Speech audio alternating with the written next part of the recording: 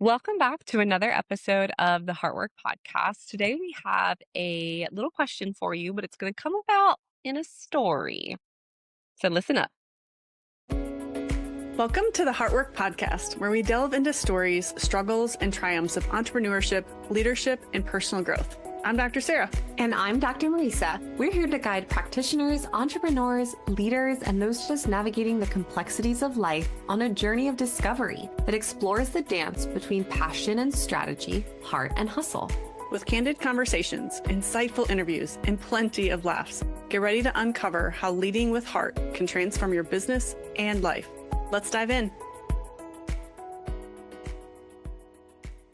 As you also have this gift of just reading people's energies, even if they're not necessarily directly interacting with you. And so, obviously in our office, people will walk in, they'll scan to a computer, and sometimes I can kind of catch them as they're doing that. And I just felt this different energy from this individual. And so when I went into her room to get her adjusted, the first thing I did was just walk right up to the front of the table where she was laying down. And I just kind of bent down and placed my hand on her back. And I said, I don't know why I need to ask you this, but are you okay today? And she was like, yeah, I'm okay. And I just paused for a second and then I said, are you okay today? And then she just started bawling. And she's like, how do you guys just Hmm. know this? But it just happens. And she had a therapy session that morning and had gone to a local masterclass, which was all about success with things like food and work and personal image and aesthetics and body work and stuff like that. And this individual had recently gone through a divorce over this last year and helps to run a local clinic in the area. And she was like, I've really been navigating this topic of success and what success really looks like, and success with work, and success with a marriage, and success with my body shape, and success with how I feel, and success with what my life looks like. And I feel like I just have been living my life for so long based off of the metrics of society's success. And I just want to say, F the success. I just want to focus on myself and just taking care of me for a minute and not caring about needing to do it to the standard of everyone else based off of what their metrics of success are, and just find peace, joy, happiness, and presence in my life versus a constant striving. And I was like, mm, yes. And so I actually sent her a couple of our episodes, but I feel like that's been a trend that I've been hearing a lot from people lately, is a lot of reevaluation of what truly marks a successful and fulfilled life. Last night when Alex and I were painting our upstairs, as we have moved into a recent new house, if you're watching this on YouTube, you can see some different background in our video right now. He was playing a podcast that was a Harvard professor who is studying and researching what truly creates satisfaction and happiness in someone's life. And it brought me back to my sister, who recently graduated from a program, a master's of applied positive psychology. And that is literally what that study is. It's all about what truly brings someone to satisfaction. And there's multiple metrics of that, but meaning and joy and satisfaction all play together.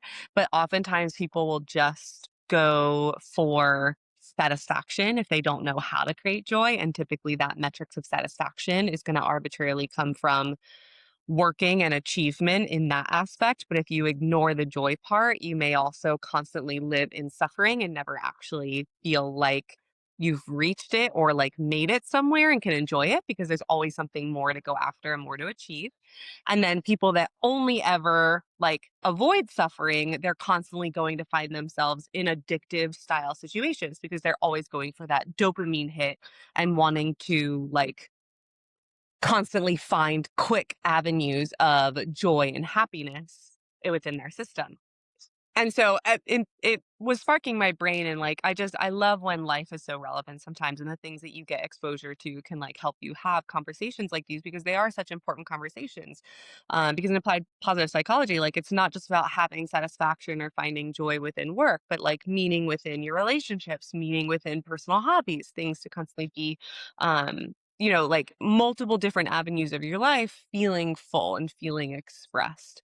Um, and Mhm. oftentimes, like one of the interesting things that he had brought up in this podcast was that people that just do things for pure joy and keep it that way, essentially keep it free, tend to find way more Mhm. enjoyment and longevity in what they do with that particular skill, hobby, or passion compared to a lot of individuals who will find something that they like and enjoy for free and then say, how can I make money from this? And then as soon as it turns into Mhm. something that becomes a project or something to do and then a metric of success based off of that project, it actually can steal some of the joy and the enjoyment from it to the point where you no longer do that or you no longer get satisfaction and joy from that particular avenue. And just the journeys of entrepreneurship with some of that process and talking about entrepreneurs and how like every I think they said like 5 or 7 years an entrepreneur needing to kind of reevaluate the project that they're in, and the entrepreneurs that are constantly kind of reevaluating that and then redirecting based off of what's working, what isn't working for entrepreneurship compared to someone who may live and die by one avenue and get themselves bankrupt in a project because of it, have two very different outcomes of success in the business world.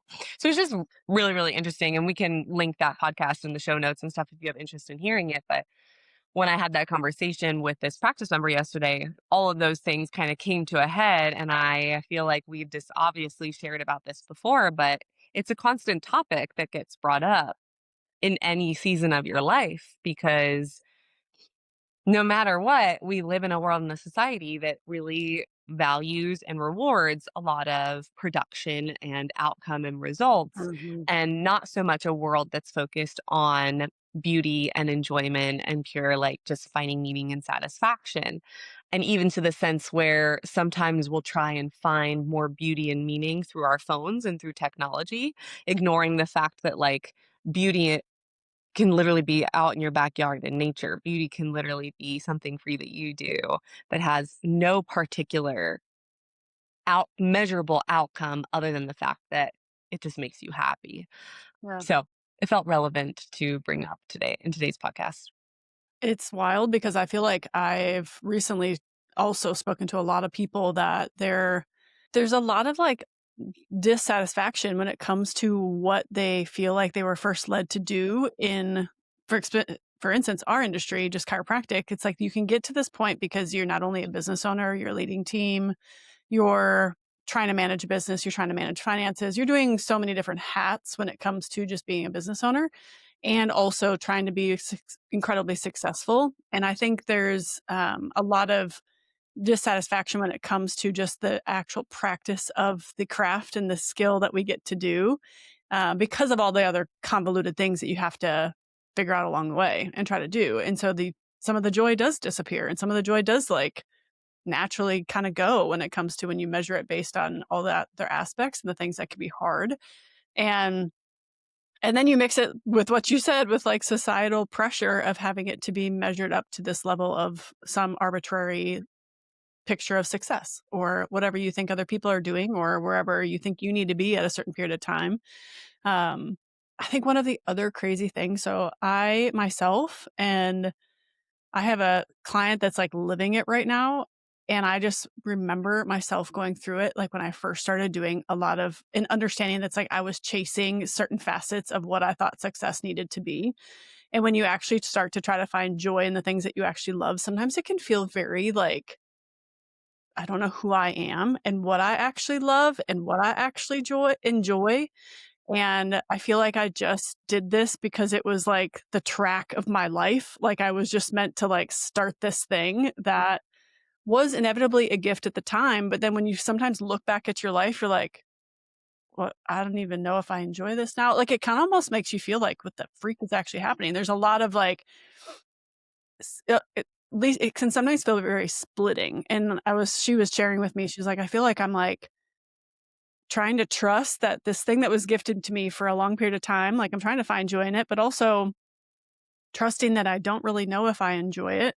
And also like trying to show up to your life and trust that God's going to provide financially because it's also a means of income, like, but also trying to find things that you really can see beauty in, but also trying to like understand yourself. Like, it's just so wild. And I'm saying all this, like, more so like if you feel like you're in the midst of it and you have so much like uncertainty in so many facets of your life, it's also okay. And it's also just like not normal, but you have to journey through that to be able to understand what it is that you actually do love. And I love that you brought this up, because I was gifted the question probably about 2 months ago of like, what would it look like for you to fall back in love with what you do, and not just have it be about a metric, and not just have it be about a successful P&L at the end of the month, or a successful like balance sheet that I've gotten from my bookkeeper, and what would it look like for you just to fall back in love with what you do and find joy in the small little elements of it. And sometimes easier said than done, but it does. The beautiful part of that, it really can shift a perspective of like, okay, well, there is intention for why I am here and where I am and what I'm meant to be doing. Until there's any other type of direction somewhere else, like why would I not want to just show up and love the life that I get to love, and always have it be about a level of success or comparison or result at the end of the day.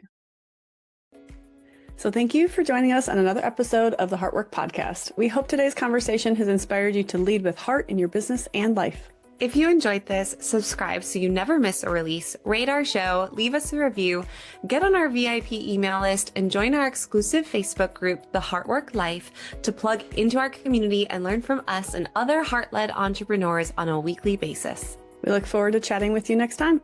Bye!